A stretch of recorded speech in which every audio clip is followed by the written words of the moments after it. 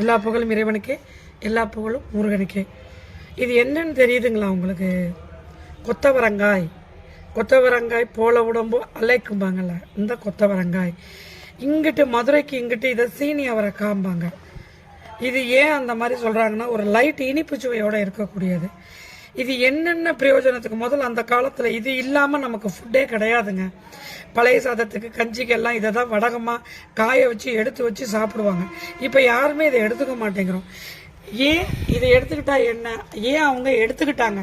இதில் என்ன இருக்குன்னாங்க, முதலெல்லாம் காட்டு வேலைக்கு எல்லாமே வேலைக்கு போவாங்க, கடினமான உழைப்பெல்லாம் செய்வாங்க. அவங்களுக்கு இது உடம்பும் கை கால் வழியாக போக்கக்கூடியது.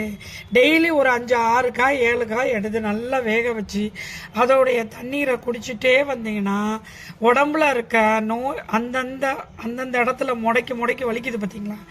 மூட்டியில், காலில், ஜாயிண்ட் பெயின் இருக்குது பாருங்கள், அதுக்கெல்லாம் ரொம்ப நல்லா கேட்கும். அதே மாதிரி கேன்சருக்கு ரொம்ப நல்ல மருந்துங்க. அது கேன்சர் வராமல் தடுக்கக்கூடிய தன்மை இந்த கொத்தவரங்காய்க்கு உண்டு. இதை சாப்பிடும்போது ரொம்ப நல்லது. ரெண்டாவது, நிறைய பேர் என்ன பண்ணுறாங்க, இதை அவிச்சு தண்ணியை கீழே கொட்டிட்டு செய்கிறீங்க. பண்ணாதீங்க. அப்படியே கழுவிட்டு ஸ்டீமரில் வச்சு, அதாவது ஸ்டீமர் இருக்கிறவங்க ஸ்டீமரில் வச்சு அவிங்க, இல்லைங்க இட்லி பானையில் அவிங்க, இல்லைன்னா கொஞ்சோண்டு தண்ணி ஊற்றி கரெக்டாக வச்சு மூடி போட்டு சிம்மில் போட்டிங்கன்னா நல்லா வெந்து குக் ஆகிடும். இது பருப்பூசலி பண்ணி நான் செஞ்சு காட்டுறேங்க. அதை சாப்பிட்டு பாருங்கள். எல்லா கூட்டுக்கும் எல்லா சாப்பாடுக்கும் ரொம்ப அருமையாக இருக்கும். உடம்புக்கு ரொம்ப ரொம்ப நல்லது. இதை விட்டுடாதீங்க. ஏன்னா நான் இப்போ கட் பண்ணும்போது தான் எனக்கு ஞாபகம் வந்தது மக்களே, உங்கள்கிட்ட காட்டணுன்னே.